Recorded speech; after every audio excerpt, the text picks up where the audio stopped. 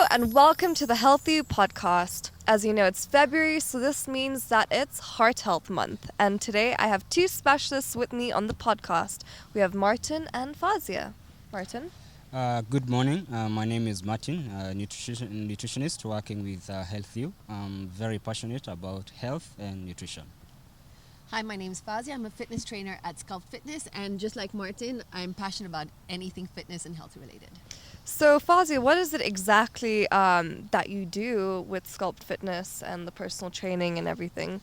So a couple years ago, actually, my sister and I saw a niche in the market where Kenya provides a lot of fitness facilities. However, you don't go in and have a 360 view of what is fitness, what is nutrition, and we just try and get as personalized as possible. So what is it, what's good for you? What's a plan that's good for you? What's a fitness program that's good for you? And of course, what are the supplements and nutrition that's good for you? So, of course. And now with February being Heart Health Month, we sort of wanted to come together to have a cohesive plan between diet and fitness and talking about how best to get your heart working and healthy and functional. So now with diet and exercise, is diet as important to heart health than just exercise? Definitely. Diet is very important. We are definitely what we eat. So your diet will always definitely affect your heart health. Yeah. And so when it comes to exercise and heart health, would you say how important would it be? I mean, when it comes to heart health specifically, I think it's a 50-50. So I think exercise is as important as nutrition. Yeah. Now, a lot of times there's a misconception that if I exercise, I don't have to eat right. Or the other way around, to be honest. Like, if I'm really healthy at eating, I can, train or I can exercise once or twice a week and it suffice. Yeah. So I think it really goes hand in hand. And I guess that comes to the question that I just asked you. Can you out-train a bad diet? Yeah, well, no, I don't think you can. I think you can out-train a mediocre diet. Yeah. But I definitely don't think you can out-train, because I've seen some pretty bad diets. Yeah. And so I think it also depends on how you define bad diet. Yeah, exactly. So now with the more technical side of things, what are indicators for a healthy heart? So obviously you can... There are some scientific measurements for that, and how would you do it? Definitely. So for me, a health heart is not just the heart itself, it's the blood vessels as well. Because you look at it as our whole system, the cardiovascular system. Yeah. So your heart should be able to pump enough blood to all the cells, the parts of your body without straining. Yeah. And the blood vessels should allow proper flow of blood to all the parts, to the cells, of course, because the cells must be nourished. As well as being able to get rid of the wastes, the metabolic wastes from the cells. So from that point, then if you're looking at the indicators of a healthy heart or other issues that could affect your heart, you're looking at factors like high blood pressure. So for instance, the normal blood pressure values would be between 100 and 120. 80. So the blood pressure is measured in two values. So there's the systolic blood pressure, the pressure to which the blood is being pumped from the heart, and the diastolic pressure. So that's the two numbers, the top and the bottom. Top and the bottom. So the normal ones would be 120, 80. If it's 140, 90, that's high. If it's 90, 60, that's low. Okay. And so... I can be the test dummy for this. Yeah, sure, we can... So with blood pressure, though, can you feel it when you exercise? And like with high blood pressure, what are the effects of exercise on it? Absolutely. Definitely you can feel it with exercise. So a lot of people who have heart conditions or have blood pressure, they will shy away from exercise because they say, I get tired so quickly, I can't, push myself. There's a study that was done actually at Harvard Health last year that said even doing 30 minutes a day, 1 to 2 times a week is sufficient for cardiovascular That's health. very moderate. Absolutely. And when I say 30 minutes a day of cardio, I'm saying go for a walk outside. You know, it doesn't have to be something that's so strenuous. If you already have heart problems, you might want to, you know, start with a walk. You might want to go to Karura Forest. We have beautiful forests and outdoors here that people can go and just really enjoy the outdoors. In terms of actually getting your heart healthy, there's a little bit of a difference. Yeah. So in order to get your heart healthy, you need to do something that's a little bit more strenuous. Yeah. So you want to do, like, let's say a HIIT workout. You want to do a walk and a run. Again, you're going to run for 20 seconds. You're going to get tired. You're going to think that you need to give up. That's not the case at all. You can walk for 10 seconds. Run for 10 seconds, walk for a minute, run for another 10 seconds. You'll already, after the first HIIT workout, after the first step, like the first run, you'll see a difference in the way that you can run for the next one. So your 10 seconds will go to 15 seconds. Your 15 seconds will go to 20 seconds. And just being able to do that for 30 minutes, 1 to 2 times a week, will drastically strengthen your heart. Yeah, so I got my blood pressure readings, and it's good that you mentioned like HIIT, because that obviously is I've been told is really good for sort of getting the most optimum results for training, like fat burning, and also absolutely. cardiovascular, like intensity and then recovery. Exactly. So I do a lot of HIIT, and what does my blood pressure readings show? So it's 133/78? Yeah, so it shows your blood pressure is 133/78. That is definitely healthy. Also considering you're also talking, so mostly when you're taking the measurements, I should not talk. Yeah, you should be talking. And your pulse rate is around 52. Okay. Yeah, which is still okay. And so that's interesting because I've heard that an indicator of a healthy heart is sort of the resting heart rate. Mm-hmm. And I heard that sort of the stronger your heart is, the less that it needs to pump. Yeah, and a good indication of this again is, you know, some people say, what should my heart rate go up to when I'm actually doing physical activity? Yes, active. So, you know, the new gadgets that you have these days, the Fitbits and all of that, can actually measure your heart rate. However, even if you're on a treadmill and you hold one of those, you know, the railings, a healthy, active, moderately active heart rate should be between 60 and 100. Okay. So when you're holding that and you can see that, you know, your heart rate is going up, if you're still lagging on the 50s, you know, you need to push yourself a little bit more. If you've gone, you know, way over 100, you might be pushing yourself too much. Again, depending on how healthy your heart is. And then when it comes to HIIT training, where you're intending on getting your heart rate really high, I think, is it something like 80% of your max heart rate or something? Yeah, it's about that much. And again, you know what, just how do you come up with those numbers is something that we help with when it comes to Sculpt Fitness. I mean, that's why I don't say numbers too much on a podcast, only because everyone has a different activity level. Everyone has a different diet. Everyone has a different body mass level. You know, what are you trying to do? Are you trying to bring your fat level down? Are you trying to increase your muscle mass? If you're trying to increase your muscle mass, you're definitely not going to be doing the kind of cardio that we're talking about. Yes. If you're trying to bring down your fat level, then absolutely, you know, you're trying to push yourself, trying to burn through the fat as much as you can. So now with blood pressure, can you feel it if you're having like a high blood pressure? And with exercise, if I work out, do I get immediate results, and like long-term, short-term? So I'm going to quote the same study that was done at Harvard, where they said that it promotes regular exercise promotes your physiological changes. So what does that mean? It helps with your, you know, how we were talking about the pipe. Your blood vessels are like a pipe, so it increases the capacity for the blood to flow through, which then also means that your heart is pumping better. Your organs are getting more blood and more oxygen. Yeah, and I don't know if Martin wants to add to that. Yeah, definitely, because part of it is it strengthens your heart. So obviously the heart does not strain to pump blood. Exactly. Also, exercise helps with reducing cholesterol. And of course, you know, the bad cholesterol is part of what destroys the inner lining of the blood vessels. So obviously, if you have a strong heart and then you have healthy blood vessels, then there's a proper flow of blood to the cells. Yeah.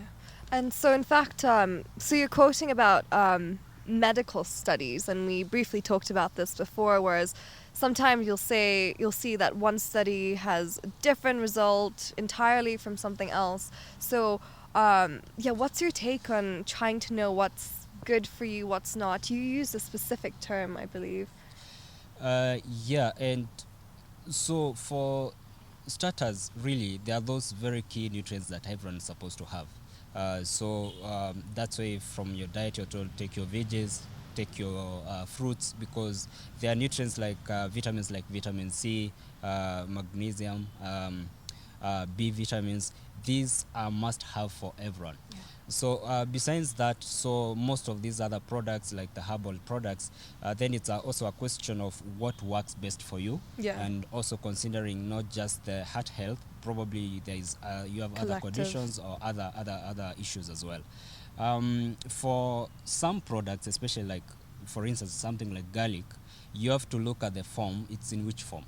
So if you take the raw garlic, its effectiveness as compared to aged garlic extract, if you're taking it as a supplement, Yeah. and the strength, or rather the potency of what you're taking, then you might end up getting different results. So then it's important to understand the study, all the variables of your study. Yeah, so in fact, speaking of supplements now, so you're talking about aged garlic extract, and Kyolic is sort of, I Sure. think, one of the world's most well-known brands for it. Yeah.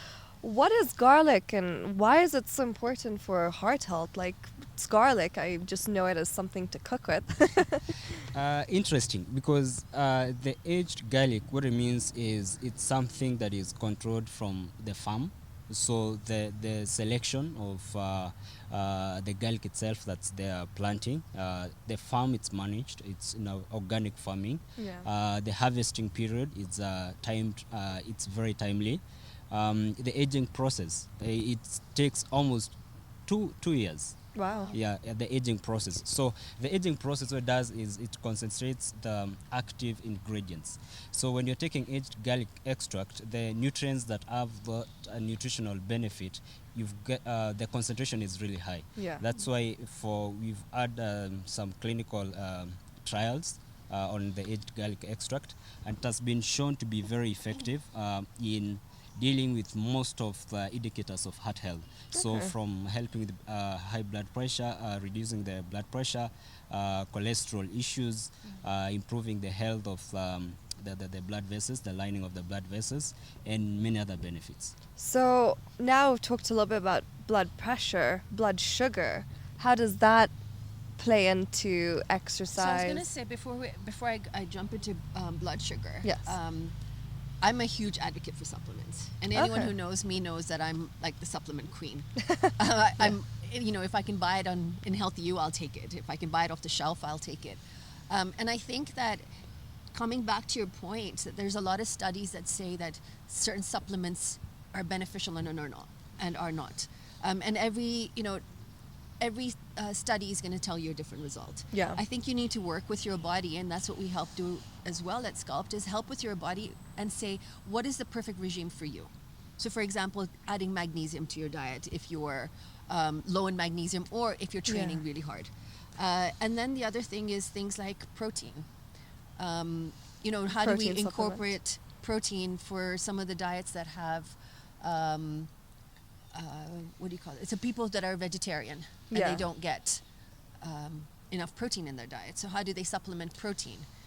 And I think we were talking about it earlier as well. Yes, You had a really valid question, is that can you OD on protein? Yeah, like especially plant-based versus meat-based protein. Right. Is there a difference? And will it? I'll let Martin tell you Yeah. the difference, but in terms of ODing on protein, I personally have been taking 2 to 3, different 2 to 3 protein shakes a day, and you're a woman as well. And I'm a woman, yeah. So it's There's that misconception that if you take too much protein, then you're adding weight, or you're gonna, lifting weights makes you look like a man. So adding protein to that is gonna give you too much muscle mass, which is a complete myth. Yeah. So now when it comes to tailoring all these things. Like you said, different studies have different results. So sometimes it gets so confusing, especially in the nutrition world, to know what to eat, what not to eat, when to eat it, how. So that's why, like you said, it's good. Everyone has their own personalized sort of plan, because one size does not fit all when it comes to diet and health and genetics. So that's where you come in, because we have all our in-house consultations and nutritionists. Yeah, definitely. At Healthy, what we do is what I would call personalized consultation. Yeah. So instead of just giving you a general advice, we give you personalized advice. Yeah. So basically, that's why we love all these um, machines to check for screening. Yeah. So we have nutritionists in all our stores. Yes. And we do free personalized consultation. Yeah. So obviously when you walk in, we'll for instance take your blood pressure, we'll check your sugar. blood sugar, we'll check your BMI. I know Comprehensive that's, plan. exactly, but actually what we do is more than just the BMI. So we are doing the body composition analysis. So we are able That's to check important. yes, your body fat. We're able to check your visceral fat, which is a very big indicator of heart health. Yes. So we're also able to check your bone mass and muscle mass, and these are indicators that really shows you how healthy you are, and also indicates your cardiovascular health. Yeah. Sorry, just to Yes. jump in here, because talking about visceral fat, like I had so many friends in uni who would just live off candy and chocolate bars, and they would be really skinny. And a lot of times people think that just your physical appearance is a good sign for your health, but then it's like, well, you maybe are not holding visible fat, but then there's visceral fat.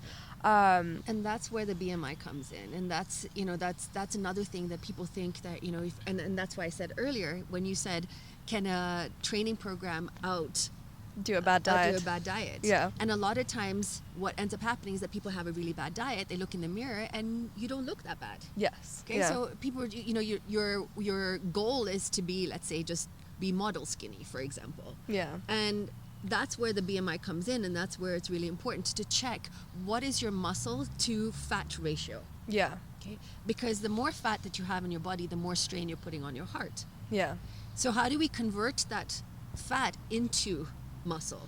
Now, whether it's supplements, whether it's a training program, whether it's doing more cardio, lifting more weights, there's like an array of things that you can do to bring down your body fat. Yeah. But not actually getting that checked could be really bad. Yeah. You asked a question that how often should you take or at what age should you take your sugar level or your Blood pressure. blood pressure? Like, I'm a young adult. When do I start monitoring? Exactly. And you know what? Again, traditionally, you'd be like, oh, my dad takes his blood pressure. I don't Yeah. need to take mine. But in this case, it's no longer the case. I think there's a lot of people that are young and who don't have a healthy lifestyle, Yeah. who might have a high sugar level. And like you said, when you're in university, all you're doing is, I used to do that, go into the vending machine and eat as much chocolate as you can. Yeah. Walk 10 steps and you're like, oh, I look good. Yeah. I look fine. Yeah. So you're not necessarily healthy on the inside. You might just look okay on the outside. And that's where supplements come into play, correct? Because it's like you mentioned earlier, you said it's not a surety that it's going to cure something, but it may help. Definitely, and probably I would start from the question of whether you can out-train a bad diet. Yeah. So the nutrients, vitamins and minerals especially, some of them you might have the deficiency, Yes. but it may not show on the physical appearance. Yeah. Because and what will be affected is the function, the critical functions in your body. So for instance, you have the normal BMI, for instance, but your brain is not functioning optimally. Yes. Your eyesight is affected. So basically, besides the size, like Looking a certain way. like a Yes. certain way, How you feel. yeah, it's not a proper indicator of whether you're healthy or not. And you talked about the visceral fat as well. Yes. And it's interesting, and that's why myself, I don't advocate BMI as an indicator, because it doesn't give you the full story. because the body is supposed to be, like composed. If it's fat percentage, should be within a certain ratio.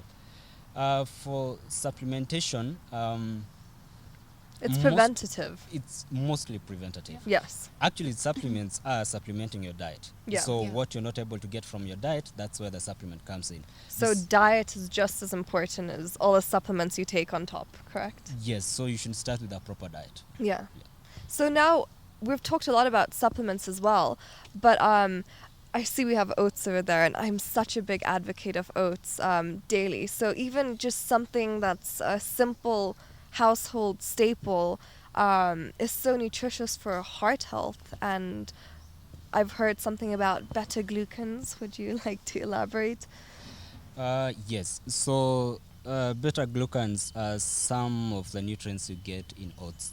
And of course, there are some studies that have been carried out on the importance or the health benefits of beta glucans. But really, if you want to understand the benefits of oats, you look at it from a general perspective.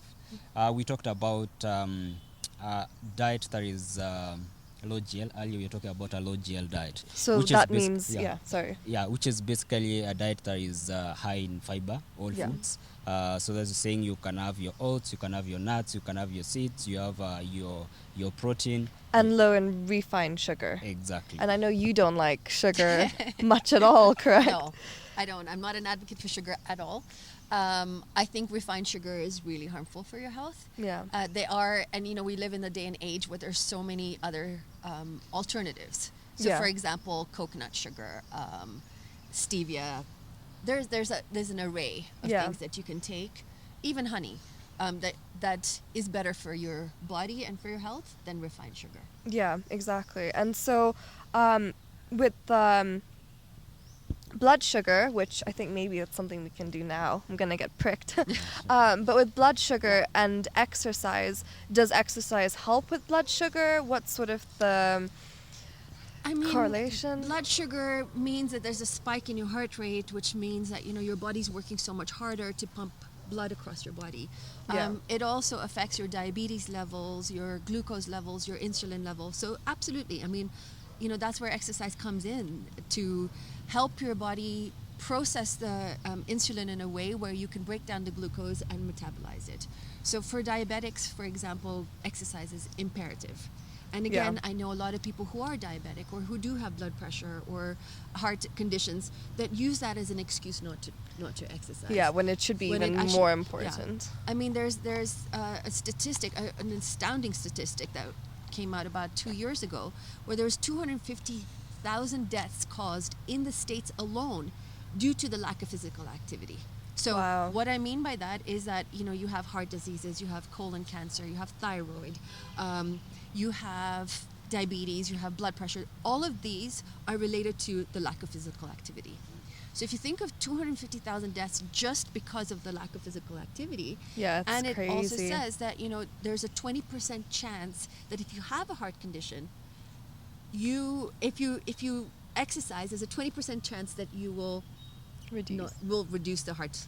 Yeah. I don't want to be morbid and say not die, but yeah, pretty much in Yeah. not so many words, that you increase your longevity by 20%. Yeah, and that's why exercise, like regardless of your appearance, whether Mm. you're trying to gain weight, lose weight, just movement is so important. And I think that's why February is a great month to touch on heart health because it's just showing that diet and exercise doesn't need to be just for physical appearance. It's the way you feel. Yeah. It's the way your body functions, and again, it's how you will be in the long run. Okay. I have a client who said, Oops. a number of clients, are you okay there? Yeah, no, actually, it doesn't hurt at all.